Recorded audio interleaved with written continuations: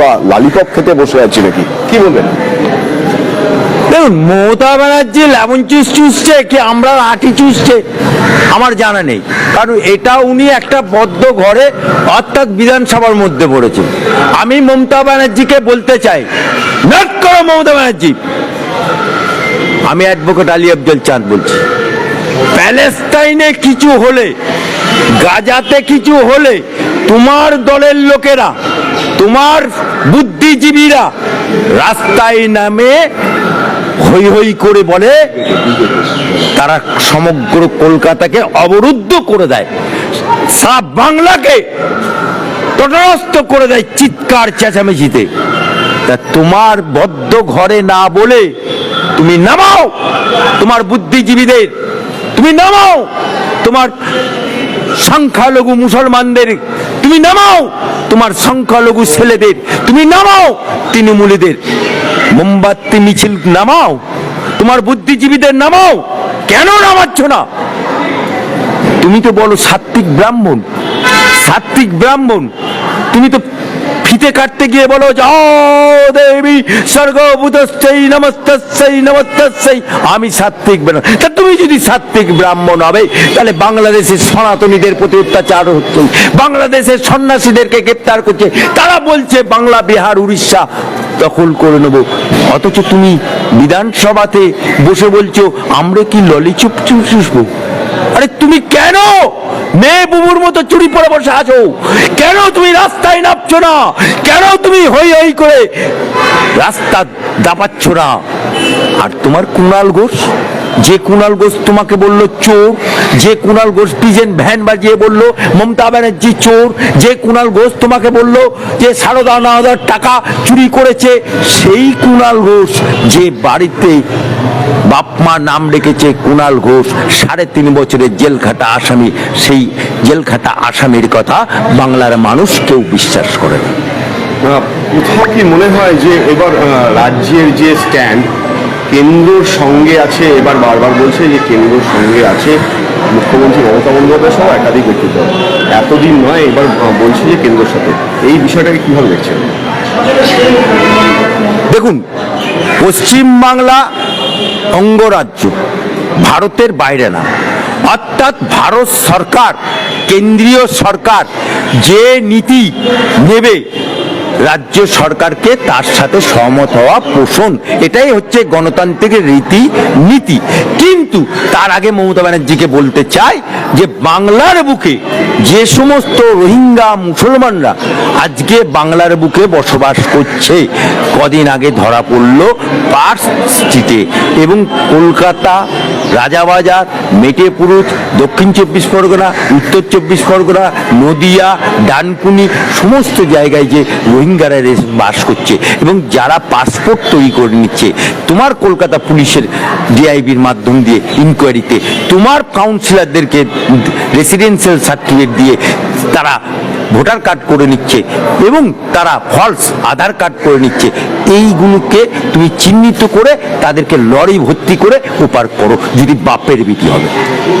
মমতা বন্দ্যোপাধ্যায়ের দলের মন্ত্রিসভার সদস্য সিদ্দিকুল্লাহ চৌধুরী, তিনি তো এর আগে বলেছিলেন যে বাংলাদেশের ওটা আভ্যন্তরীণ ব্যাপার, এ নিয়ে আমরা কথা বলা উচিত না। এর আগে ফিরহাদ হাকিমের মুখে একাধিক মন্তব্য যে মুসলিম ধর্মে জন্মগ্রহণ না করা একটা বিরাট বড় পাপ বা ভুল কাজ।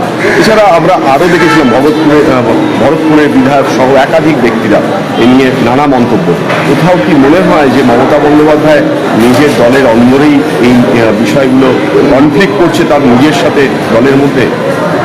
দেখুন, আপনি 21 সালের আঁকড়া দেখুন, 21 সালের বিধানসভার আঁকড়াতে 5 to 7% হচ্ছে হিন্দু ভোট পেয়েছে, বাকি 95% মুসলমান ভোট পেয়েছে। এবং মুসলমান ভোটটা পেয়েছে কি করে? এই সিদ্দিকুল্লাহ চৌধুরী, এই হুমায়ুন কবির, এই ফিরহাদ হাকিম, এই ফেল তোয়া সিদ্দিকি, এই সমস্ত মুসলমান নেতারা মুসলমান পাড়ায় পাড়ায় গিয়ে পরিষ্কারভাবে বলেছিল যে বিজেপি যদি ক্ষমতায় আসে তাহলে তোমাদেরকে বাংলাদেশ পাঠিয়ে দেবে, তোমাদেরকে পাকিস্তানে পাঠিয়ে দেবে, তোমাদেরকে এনআরসি করে পাঠিয়ে দেবে এবং তোমাদেরকে কোরআন পড়তে দেবে না, তোমাদেরকে মসজিদে আজান দিতে দেবে না। এই যে বার্তাটা করে মুসলমানদেরকে বিজেপি জুজুর ভয় দেখিয়ে দিয়েছিল, তার পরিপ্রেক্ষিতে মুসলমানরা এককাট্টা হয়ে ভোট দিয়েছিল। তাই মমতা ব্যানার্জিও আজকে বলতে বাধ্য হচ্ছে যে দুধেল গায়ের লাথি খেতে হবে, তাই দুধেল গায়েদের লাথি খাচ্ছে। আমি আজকে এখানে শেষ প্রশ্ন রাখবো, কোথাও কি মনে হয় যে কেন্দ্রের সঙ্গে রাজ্যের যে সম্পর্কের জায়গাটা বা এই বাংলাদেশ নিয়ে যে নীতিটা, কোথাও কি এতে কোনো একটা বড়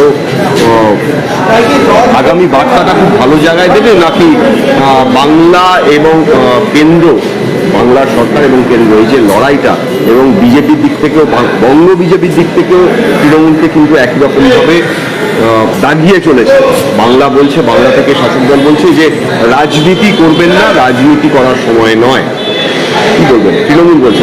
দেখুন, আমি এই ভারতবর্ষের একজন নাগরিক হিসাবে এই ভারতের বুকে আমার জন্ম হয়েছে, এই ভারতের বুকে আমার মৃত্যু হবে, এই ভারতের মাটিতে আমার কবর হবে।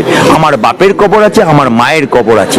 তাই এই ভারতের বুকে, এই ভারত মাতার প্রতি যদি কোনো বহিঃশত্রু আক্রমণ বা কোনো রকম হুমকি দেয়, তার বিরুদ্ধে আমার মনে হয় সমগ্র নাগরিক না, সমগ্র দেশবাসী, সমগ্র সরকার, কেন্দ্র সরকারের সাথে হাতে হাত মিলিয়ে এর প্রতিহত করা দরকার। আভ্যন্তরীণ ব্যাপার, ওটা আন্দার কি বাত হয়। আর এই বাংলাদেশের এই মুহূর্তের পরিস্থিতি নিয়ে আপনার কি কোনো আলাদা, একজন আইনজীবী হয়ে বিষয়টা কিভাবে দেখছেন? বাংলাদেশের যে পরিস্থিতি আছে, এই পরিস্থিতির জন্য আমার ভারত সরকারের তরফ থেকে, বিদেশ দপ্তর থেকে বিক্রমজি আজকে পৌঁছেছেন। তিনি পুঙ্খানু ওখানে তদন্ত করে রিপোর্ট ভারত সরকারকে দেবেন এবং ভারত সরকার তারপরে তার রিপোর্টের ভিত্তিতে যে সিদ্ধান্ত নেবে, সেই সিদ্ধান্ত ভারতের নাগরিক হিসাবে আমরা সমর্থন করব। এবং ওখানে যে দৃশ্যাবলী চলছে, যে মৌলবাদের কাঠপুতলি সরকার চলছে, যে তালিবানের সরকার চলছে, যে হুমকির সরকার চলছে এবং যে সনাতনীদের উপর অত্যাচারের কাহিনী চলছে, এটা ইমিডিয়েট বন্ধ হওয়া দরকার। উড়িষ্যা বা বিহার দখল করতে আসে, আমরা কি ললিপপ চুষবো, এই কথা বলছি বিধানসভার অভ্যন্তরে? না না, দখল করতে এলে ওনার কি, ওনার সিভিক ভলেন্টিয়ার্স আছে, ওনার তো এগুলো ভাবার কোনো ব্যাপার নেই। কারণ উনি বুঝেছেন যে বাংলাদেশের এই অত্যাচারের পরে এপারে থাকা বাঙালি হিন্দু সহ যারা মুখ খুলতেন না, সমাজের সেই ধরনের মানুষজন, প্রত্যেকটা মিডিয়া হাউস, যে মিডিয়া হাউসদের মধ্যে অনেকেই সেকুলারিজমের নামে হিন্দু অত্যাচারের কথা এতদিন দেখাতেন না, তারাও বাধ্য হয়েছে যে ব্যাপক জনমত তৈরি হয়েছে। মমতা বন্দ্যোপাধ্যায় এই একটি বাক্য বলে তিনি সামগ্রিকভাবে যে আবহাওয়াটা তৈরি হয়েছে, সেই আবহাওয়া থেকে নিজের ইমেজ বিল্ড আপ করতে চাইছেন। তার কারণ তার দলের সিদ্দিকুল্লাহ চৌধুরী মোহাম্মদ ইউনুসকে সমর্থন করছেন। মুখ্যমন্ত্রী যদি সত্যিকারে বাংলাদেশের হিন্দুদের উপরে, জনজাতিদের উপর অত্যাচার, বুদ্ধিস্টদের উপর অত্যাচার বন্ধ করতে চান, প্রথমেই সিদ্দিকুল্লাহ চৌধুরীকে মন্ত্রিসভা থেকে ছেঁটে ফেলুন। কারণ সিদ্দিকুল্লাহ চৌধুরী কোনো ব্যক্তি নন, তিনি রাজ্য মন্ত্রিসভার একজন সদস্য, মমতা বন্দ্যোপাধ্যায়ের ঘনিষ্ঠ সহকর্মী। সিএম অ্যাসেম্বলিতে বলছে ললিপপ না কি খাবো না, কি করব না, তা তিনি তার তো সিদ্দিকুল্লাহ চৌধুরীকে ছেঁটে ফেলুন না, যিনি মোহাম্মদ ইউনুসকে সরাসরি সমর্থন করছেন। এই মুখ্যমন্ত্রী এই বিধানসভাতে বিএসএফের বিরুদ্ধে রেজুলেশন এনেছেন 185-এ, যে বিএসএফ প্রথম যদি আমাদের আক্রমণ হয় বাংলাদেশের ওদিক থেকে, প্রথম কার সঙ্গে দেখা হবে? বাংলাদেশের এক্সট্রিমিস্ট ফোর্স বলুন, তালিবানরা বলুন, হেফাজত বলুন, জামাতের লোক বলুন, অথবা বাংলাদেশের বর্তমান আইন শৃঙ্খলা রক্ষাকারী বাহিনী, প্রথম দেখা হবে বিএসএফ এর সঙ্গে। আপনি বিএসএফ কে রেপিস্ট বলেছেন, বিধানসভায় রেজুলেশন এনেছেন।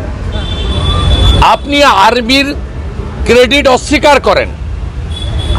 আপনি যখন অবন্তিপুরার পরে পাকিস্তানের ভিতরে এয়ারফোর্স স্ট্রাইক করেছিল, আপনি নবান্নর গেটে দাঁড়িয়ে বলেছিলেন ভিতরে ঢুকে যে মেরেছে তার প্রমাণ কোথায়। আর্মি যখন তার রুটিন অনুযায়ী সেতুর উপর দিয়ে গাড়ির কাউন্ট করছিলেন, তাদের রুটিন ওয়ার্কের মধ্যে পড়ে, আপনি সারা রাত্রি নবান্ন থেকে বলছিলেন যে আমার রাজ্যে আর্মি ঢুকিয়ে দিয়েছে কেন্দ্রীয় সরকার। অর্থাৎ আপনার এই ধরনের মানসিকতা, দ্বিচারিতা সবাই জানে। আপনি কাউকে না জানিয়ে হঠাৎ করে বিধানসভায় উদয় হয়েছেন, কোনো মিনিটসে ছিল না। স্পিকার দলদাস আপনার সঙ্গে সেটিং আছে, থাকা স্বাভাবিক, কারণ তিনি দলের কি কর্মসমিতি হয়েছে, গরুর গাড়ির আবার হেডলাইট। বাংলাদেশ নিয়ে আজকেও কিছু কথা বলেছেন। আমরা আবারও বলছি, কেন্দ্রীয় সরকার তাকেই, বিশেষ করে বাংলাদেশ একটা বিদেশ, পররাষ্ট্র নীতির সঙ্গে সম্পর্কিত, কেন্দ্রীয় সরকারকেই যথাযথ গুরুত্ব এবং ভূমিকা নিতে হবে, এর কোনো বিকল্প নেই। তবে এই যেটা চলছে, যেন মনে হচ্ছে প্রতিক্রিয়ার শক্তি মানুষকে তার চিন্তা থেকে সরিয়ে দিতে চায়। মানুষের খিদে, মানুষের কাজ, মানুষের শিক্ষা, সেখান থেকে মানুষকে সরিয়ে দিতে চায়। এটাই প্রতিক্রিয়া শক্তির কাজ। আর মৌলবাদী শক্তি যখন প্রশ্রয় পায়, তখন সে কি ভয়ানক হতে পারে, এটা দুনিয়ার বিভিন্ন জায়গায় আমরা দেখতে পাচ্ছি, বাংলাদেশেও দেখতে পাচ্ছি। এবং এই চান্সে মৌলবাদী শক্তি, কেউ হিন্দু হিন্দু, কেউ মুসলমান মুসলমান লেগে পড়ছে, কেউ ভারত বিদ্বেষ, কেউ বাংলাদেশ বিদ্বেষ, তাই নিয়ে লেগে পড়েছেন। এইতে মত্ত থাকো, আর মাঝে মানুষের নিজের যে জীবন জীবিকা ইস্যু, সেগুলো থেকে মানুষকে সরিয়ে দাও। এই মনোভাবটা সবাই বুঝতে পারছে, এটা বিপজ্জনক। আমি আবারও বলছি, বাংলাদেশ অথবা ভারত, সাধারণ মানুষ, হিন্দু হোক আর মুসলমান হোক, জাত, ধর্ম, জাতি, ভাষা যাই হোক না কেন, মানুষ সেটা পছন্দ করে না। এটা মানুষের ইস্যু নয়। মানুষকে সর্বনাশ করার জন্য মৌলবাদী শক্তি লেগে পড়েছে। সবার আমাদের এই মনোভাব নেওয়া উচিত যে বিশেষ করে দক্ষিণ পূর্ব এশিয়া শান্তি সম্প্রীতির বাতাবরণকে ধ্বংস করা যাবে না। বাংলাদেশের বর্তমান যারা শাসক আছেন, তাদেরও সে ব্যাপারে অতিরিক্ত উদ্যোগ নিতে হবে। তারা হলে সর্বনাশ হবে বাংলাদেশের এবং সর্বনাশ হবে মানুষের।